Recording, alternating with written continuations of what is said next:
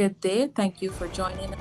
You're watching Newsroom Guyana, and this is the Midday News in Brief. I'm Isnella Patwa, and here's a look at some of the stories we're tracking today. We're bringing you some heartbreaking news out of Moblissa. Two boys perished in a fire at Moblissa on the Suzaik Linden Highway Tuesday morning. That are Demario Skilkey, a 6, and his 3-year-old brother, Debron Skilkey. This is a developing story, and we will continue to provide more details as they unfold. We tell you now that an accident last night on the Craig Public Road on the east bank of Demerara has left 3 persons dead.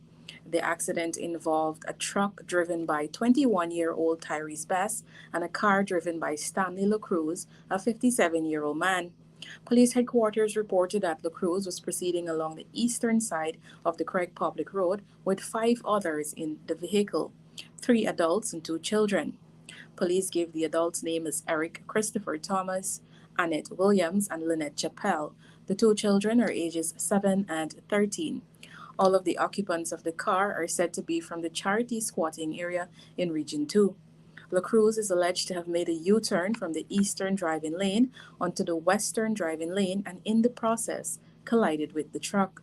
Thomas and Williams died at the scene and Chappelle died subsequently while receiving treatment at the Diamond Hospital. The 2 children and LaCruz were treated for minor injuries and sent away. Both drivers are presently in police custody, assisting with the ongoing investigation. President Dr. Irfan Ali yesterday said his government's decision to provide cash support to families affected by the Matthew tragedy was guided by robust consultations. As part of efforts to provide some relief to families following the horrific tragedy at the female dorm of the Madhya Secondary School in Region 8, the government is offering financial support valued at $5 million to the families who lost children in the fire. The families of children who were injured are likely to get $3 million. The head of state emphasized that members of his cabinet continued to engage affected families since the tragedy. Meanwhile, the president said that the commission of inquiry into the fire that he promised should be named before the end of this week. A swearing-in ceremony should follow soon after.